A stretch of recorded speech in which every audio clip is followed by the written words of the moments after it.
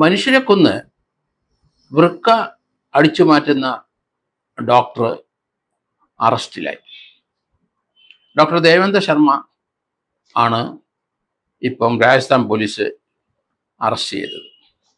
Doctor Devendra ശർമ്മയെ നമുക്ക് എല്ലാവർക്കും അറിയാം. അയാളാണ് ഇന്ത്യയിലെ വൃക്കയും മനുഷ്യ ശരീരത്തിലെ ചില അവയവങ്ങളും 100-125 ഓപ്പറേഷൻ സപ്ലൈ ചെയ്ത ഇയാളാണ്. അതിനുശേഷമാണ് ഇയാളെ പറ്റിയുള്ള വാർത്തകൾ വെളിയിലോട്ട് വരുന്നത്. ഇപ്പോൾ അയാൾക്ക് 67 വയസ്സുണ്ട്. അയാൾ 27 കൊലപാതകം ചെയ്തതായിട്ട് പോലീസ് കണ്ടെത്തിയിട്ടുണ്ട്. പക്ഷെ പോലീസിന്റെ നിഗമനത്തിൽ 100-100-ൽ പരം കൊലപാതകങ്ങൾ ചെയ്തിട്ടുണ്ട്, 100-125 വരെ വരും എന്നാണ് അറിയുന്നത്. പക്ഷെ ഒരു കാര്യം, ഇയാളെതിരായിട്ട് കേസ് എടുത്ത് നീങ്ങാൻ പോലീസിന് കഴിയുന്നില്ല. കാരണം പല ആൾക്കാരെ കണ്ടെത്താൻ കഴിയുന്നില്ല, അവരുടെ ബന്ധുക്കളെ കണ്ടെത്താൻ കഴിയുന്നില്ല. 27 കേസിന് ഡെഡ് ബോഡി ഉണ്ട്, ബാക്കിയുള്ളതിനും ഒന്നും ബോഡിയില്ല. ആദ്യം ഉണ്ടാവും എവിടെയാണ് ഈ ബോഡി നശിപ്പിച്ചതെന്നും എങ്ങനെയാണ് കൊന്നതെന്നും അല്ലെങ്കിൽ ആ കേസുമായിട്ട് ബന്ധപ്പെട്ട മറ്റു കാര്യങ്ങൾ പ്രോഗ്രസ് ഉണ്ടാകുന്നില്ല. പോലീസ് വലിയ വിഷമമർദ്ദത്തിലാണ്. രാജസ്ഥാനിലും അതുപോലെ ഒറീസയിലും അവിടെ 3-4 സ്റ്റേറ്റിലാണ് ഇയാൾ കൂടുതൽ കേസുകൾ നടത്തിക്കുന്നത്. അതുകൊണ്ട് ഉത്തർപ്രദേശിലും ഒക്കെ ഇയാൾക്ക് കേസുണ്ട്, ഹരിയാനയിലുണ്ട്, രാജസ്ഥാനിലുണ്ട്, ഡൽഹിയിലുണ്ട്.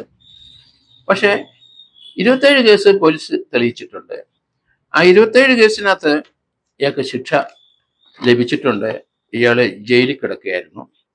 അതിനുശേഷം അയാളെ ഒരു കേസിന് തൂക്കാൻ വിധിച്ചിട്ടുണ്ട്. ഗുഡ്ഗാവ് കോടതിയാണ് ഇയാളെ തൂക്കാൻ വിധിച്ചത്. പക്ഷേ സുപ്രീം കോടതിയിൽ നിന്ന് അയാളെ ജീവപര്യന്തമായിട്ട് കൺവേർട്ട് ചെയ്തു.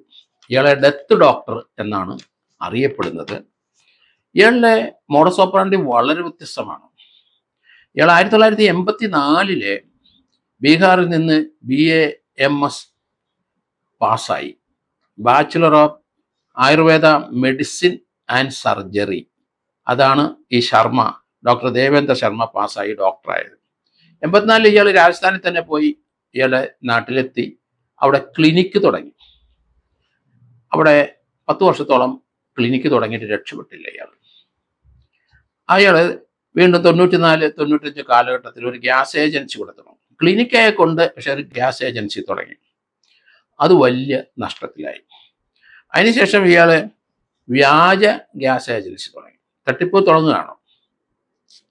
അതും വലിയ നഷ്ടത്തിൽ തന്നെ പോയി.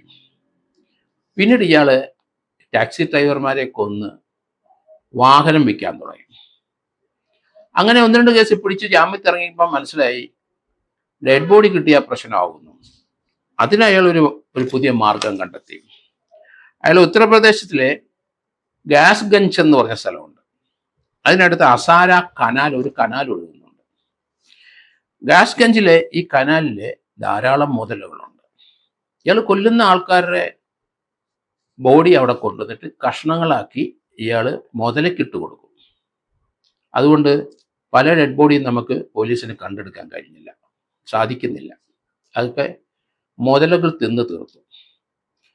അപ്പോൾ കോർപ്പസ് ഡിലിറ്റി ഇല്ല, ഡെഡ് ബോഡി ഇല്ല. കേസ് തെളിയാൻ വലിയ പാടാണ്. മനുഷ്യ ശരീരത്തിലെ അവയവങ്ങൾ പലർക്കും പല മെഡിക്കൽ കോളേജുകൾക്കും അല്ല പല ഹോസ്പിറ്റലിനും കൊടുക്കുന്ന ഒരു ഏജൻസിയായിട്ട് ഇയാൾ പ്രവർത്തിച്ചു. ആ സമയത്താണ് കൂടുതൽ കൊലപാതകം ഉണ്ടായത്. വൃക്കയും മറ്റ് ഇന്റേണലായിട്ടുള്ള ഏത് ഓർഗനും മനുഷ്യ ശരീരത്തിലെ ഏത് അവയവങ്ങളും ഇയാൾ സപ്ലൈ ചെയ്യും. ഇയാളുമായിട്ട് ബന്ധപ്പെട്ട് ഇയാൾ സപ്ലൈ ചെയ്തിട്ടുള്ള വൃക്കകൾ അങ്ങനെയൊക്കെ അനുസരിച്ച് ഏകദേശം 125 സർജറി നടത്തിയതായിട്ട് കാണുന്നുണ്ട്. അതിൻ്റെ അർത്ഥം 125 കൊലപാതകം, അല്ലെങ്കിൽ 4-5 കുറഞ്ഞാലും 10-100-120 കൊലപാതകം നടത്തിയെന്ന് ഉറപ്പാണ്.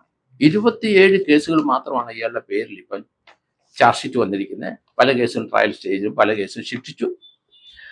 ജയിലിൽ നിന്ന് ഇയാൾ ഏതോ തന്ത്രത്തിൽ ഇയാൾ അവിടുന്ന് ജയിലിൽ നിന്ന് പരോളിൽ പോയി. ഇത്രയും കൊലപാതകം ചെയ്ത ആൾക്ക് എങ്ങനെയാണ് പരോളി കൊടുത്തതെന്ന് അറിയില്ല. പക്ഷെ പരോളിൽ പോയി. പരോളിൽ പോയിട്ട് ഇയാൾ 2-3 വർഷമായിട്ട് ഇയാളെ പറ്റി യാതൊരു വിവരമില്ല, മുങ്ങി. പരോളിൽ പോയ ഇയാള് ഇപ്പം പോലീസ് അറസ്റ്റ് ചെയ്യുന്ന രാജസ്ഥാൻ പോലീസ് ആണ് അറസ്റ്റ് ചെയ്തത്. അയാളെ രാജസ്ഥാനിലെ ഔസയിലുള്ള ഒരു ആശ്രമമുണ്ട്. അവിടെ കാവി വസ്ത്രമൊക്കെ ധരിച്ച് ധാരാളം അവിടുത്തെ സന്യാസിമാരുള്ള സ്ഥലമാണ്. ആ ഔസയിലുള്ള ആശ്രമത്തിൽ ഇയാൾ ചെന്നു. അവിടെ പോയി ഇയാൾ സന്യാസിയായി 2-3 വർഷമായി. പക്ഷെ പോലീസ് ഇയാളെ തപ്പി നടക്കുകയായിരുന്നു. അവർ പല സ്റ്റേറ്റുകളിലും, മഹാരാഷ്ട്രയിലും, ഗുജറാത്തിലും, രാജസ്ഥാനിലും, ഡൽഹി പല സ്ഥലത്തിലും ഇയാൾ പോയിട്ടുണ്ടോ എന്ന് അന്വേഷിച്ചു. കാരണം BAMS ഡിഗ്രി ഉണ്ട്, ആയുർവേദ ഡിഗ്രി ഉണ്ട്, അതിൻ്റെ അകത്തൊരു സർജറി ഡിഗ്രി ഉണ്ട്. ബാച്ചുലർ ഓഫ് BAMS കാരനാണ്. ബാച്ചുലർ ഓഫ് ആയുർവേദ MS എടുക്കും, മാസ്റ്റർ ഓഫ് സർജറിയാണ്. അപ്പോൾ മനുഷ്യ ശരീരം കീറി മുറിക്കാനൊക്കെ ഇയാൾക്ക് വളരെ പെട്ടെന്ന് അറിയാം. അതിൻ്റെ ഓർഗൻ എവിടെ ഇരിക്കുന്നതെന്ന് അത് എടുക്കാനൊക്കെ ഇയാൾക്ക് അറിയാം. അത് പ്രിസർവ് ചെയ്യാനും അറിയാം. അപ്പോൾ അതെല്ലാം ഇയാൾ പഠിച്ചിട്ടുണ്ട്. അതുകൊണ്ടാണ് 125 അവയവ ദാന ശസ്ത്രക്രിയക്കുള്ള അവയവങ്ങൾ ഇയാൾ കൊടുക്കാൻ കാരണം. പലരും നഷ്ടപ്പെട്ടു എന്ന് പറയുന്ന ആളെ കാണാനില്ല. അവർക്ക് വലിയ ബാക്ക്ഗ്രൗണ്ട് ഒന്നും കാണത്തില്ല. അതുപോലെ ബീഹാറിലും അതുപോലെ രാജസ്ഥാനിലും ഉത്തർപ്രദേശിലുള്ളവരൊക്കെ. പക്ഷേ തൻ്റെ വീടിനടുത്ത് താമസിക്കുന്ന ആൾ മിസ്സിംഗ് ആണ്. എങ്ങോട്ട് പോയി എവിടെ പോയി എന്ന് പലർക്കും അറിയത്തില്ല. ഇയാൾ ഓർഗൻ സപ്ലൈ ചെയ്യാനുള്ള കാരണം, ഇയാൾ ഈ ടാക്സി ഡ്രൈവർമാരെ കൊന്നു ആ വാഹനം വിൽക്കുന്ന സമയത്താണ് അയാൾക്ക് ഈ ബുദ്ധി തോന്നിയത്. കാരണം ആ ഓർഗൻ സപ്ലൈ ചെയ്താൽ അതിന് പറയുന്ന എമൗണ്ട് കിട്ടും. അത് തന്നെയല്ല, ആ ബോഡി ഇയാൾ ഡിസ്പോസ് ചെയ്യുന്ന തന്ത്രമാണ്. അത് അവിടെ ഒരു കനാലിലെ മുതലുള്ള സ്ഥലത്ത് കൊണ്ടുപോയി ഇയാൾ കഷ്ണം കഷ്ണമാക്കി ബോഡി അങ്ങോട്ട് ഇട്ട് കഴിഞ്ഞാൽ കോർപ്പസ് ഡിലിറ്റി ഇല്ല, നമുക്ക് ഡെഡ് ബോഡി ഇല്ല. കേസ് മുന്നോട്ട് കൊണ്ടുപോകാൻ വലിയ പാടാണ്. അങ്ങനെയാണ് പല കേസിൽ നിന്ന് ഇയാൾ രക്ഷപ്പെട്ടു. അതേസമയത്ത് ചില കേസിനകത്ത് ഇയാൾക്ക് ശിക്ഷ കിട്ടുകയും ചെയ്തു. അതനുസരിച്ചാണ് ജീവപര്യന്ത തടവിന് കിടക്കുന്നത്. അതിലൊരു കേസിനകത്താണ് ഇയാളിപ്പം ജാമ്യത്തിൽ പരോളിൽ ഇറങ്ങിയത്. അത് പല കേസും കൺവിഷൻ ആകാതെ ഇയാളുടെ പേരിൽ കുറ്റചാർജ് ട്രയലും പല കാരണം കൊണ്ട് അങ്ങനെ കിടക്കുകയാണ്. പക്ഷേ 100-125 കേസോളം മരണമായിരുന്നു. പക്ഷേ പോലീസിന് ഈ 3 സ്റ്റേറ്റിലും, രാജസ്ഥാനിലും അതുപോലെ UP-യിലും ഹരിയാനയിലുള്ളവർക്ക് ഇയാളെ 27 കേസ് അവർ ഡിറ്റക്ട് ചെയ്തിട്ടുണ്ട്.